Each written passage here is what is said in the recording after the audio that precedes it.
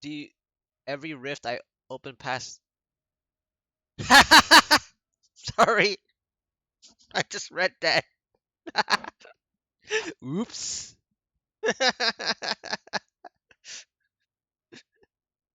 Oh my lord. Every rift.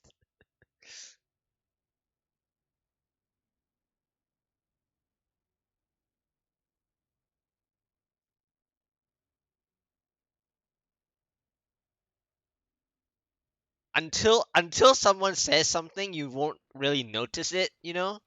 And then as soon as you notice it, you're like, crap.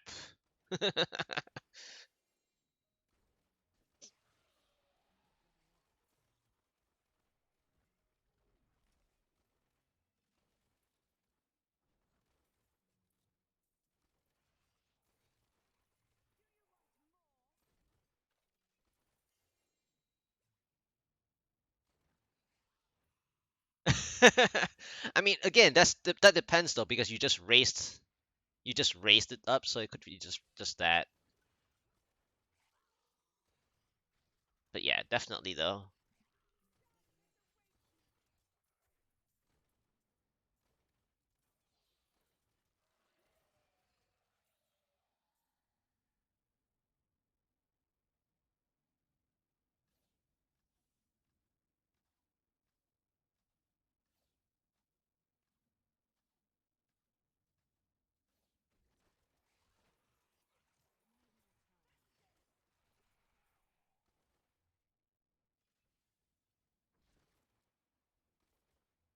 Ah, I see.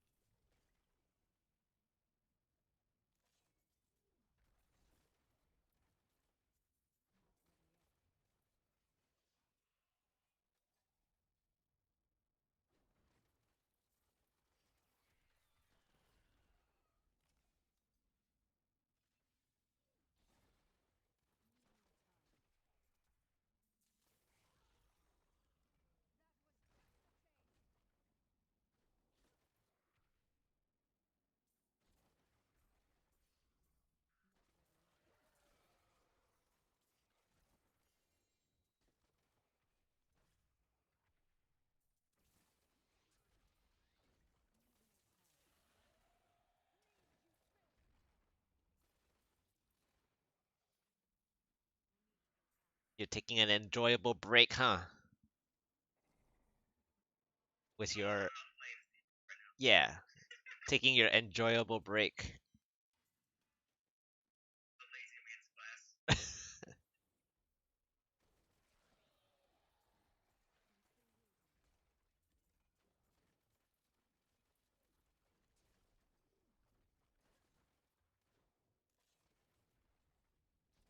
Yeah, it's all just about paying attention to what is your build's worst affix, and then you try to switch. So here's the thing: if you play multiple classes, Naya, you should try to observe if what is that specific build's worst affix, and then you go for like, let's say, 30 runs in a row of like pushing to whatever tier list that build can push, and then figure out if that theory still matches up.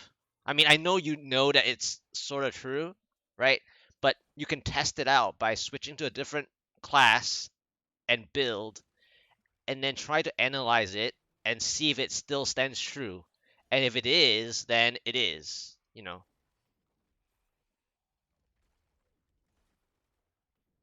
So like for example, when you played the Poison Scythe Necro, and because you have to manually swing to do the Tragul weapon or something like that and keep the stacks and whatnot, and then, for example, you get knocked back as one of your most common affixes.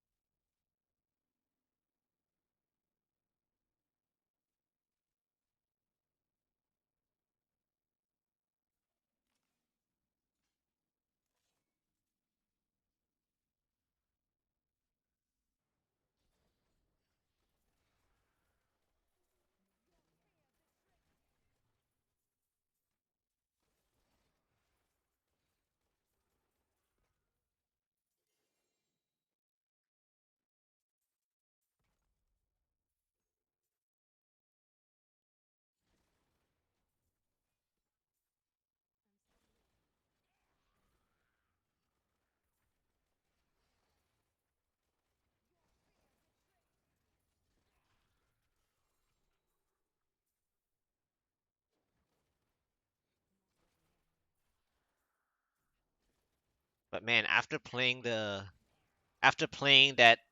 a little bit of practice on the generator version, my my my mind and my hand like don't match up with the thing as soon as I change back to my UE strafe.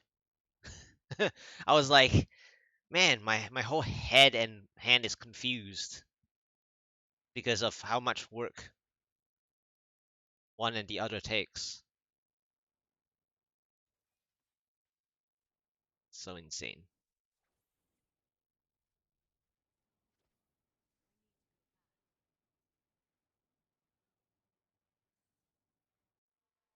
Yeah, so like even knockback affix is like terrible for like when you know you have a when you know you're about to have your COE and you have an Oculus Ring, and if you're not in groups where you know they know how to counter CC stuff, you know, and then you're like, oh sweet, my COE is coming up. The Oculus Ring is perfectly positioned. And then for some odd reason, well, either when you're pushing solo or when you're in groups that don't time their things very well, unfortunately, sometimes that it can happen, or they're too relaxed or something. And then you get a knockback affix right on cue.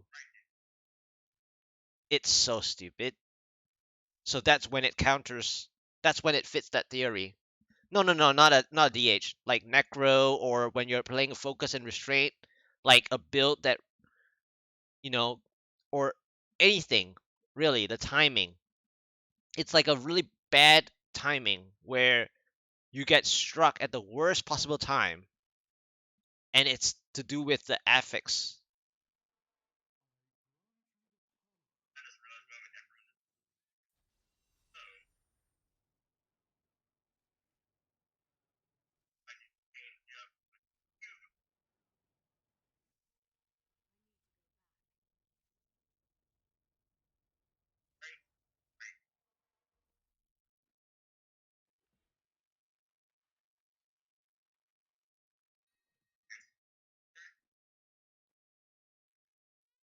Yeah. So for example, Wizard, right? So while Firebird is obviously one of the builds, but like Nightmarish, you know, is one of the counters, right? And so you would think that, oh, it's just a coincidence that you get Nightmarish. Well, not necessarily. If you play Wizard, you play Firebird, you will come into Nightmarish a lot. And then if you position yourself wrongly in Nightmarish, so you get surrounded because you think that you're very tanky, you get surrounded. If you get Nightmarish and surrounded, you get perma feared. Basically fear locked, because you get feared in all directions at the same time. For some reason, the AI knows how to do that, and you get fear locked, and you're like, am I lagging or about to rubber band or something? But it's not. It's you're actually getting fear locked.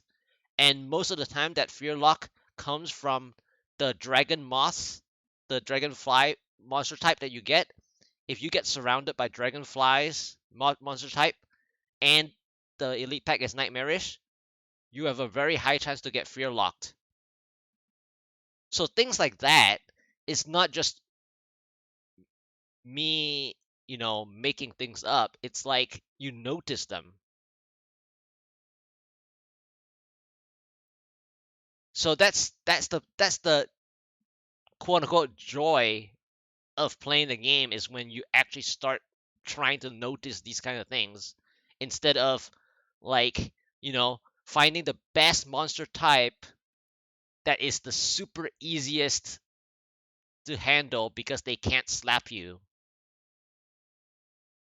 That's that's already done and done. You need to find a different way to like see the game. And when you see the game that way, you're like, oh, so now this monster type sucks. Then you improve because you know that's what's happening.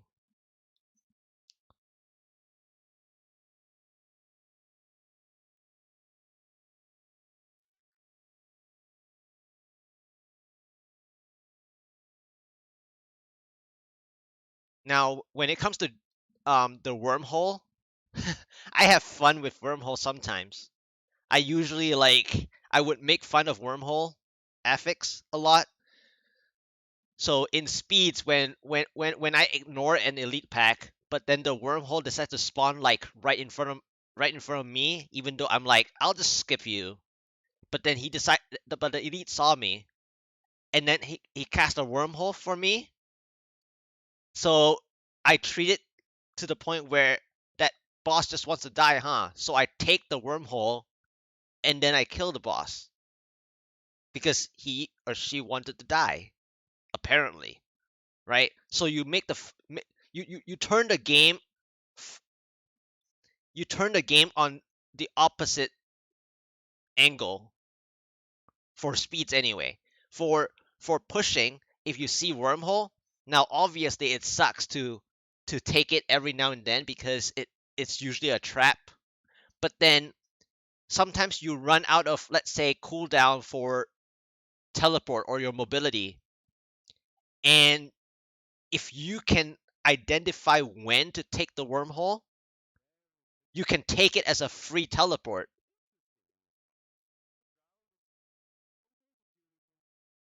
It's like a free teleport out of the situation. So sometimes if you make a mess, like let's say you make a very big mess, like you have four elite packs, and you're like, how am I going to traverse through all the junk that's in there?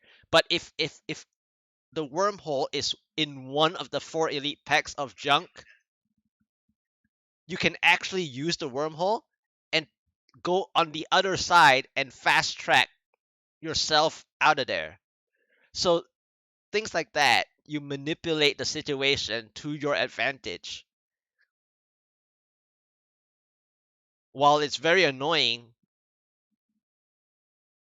it can help.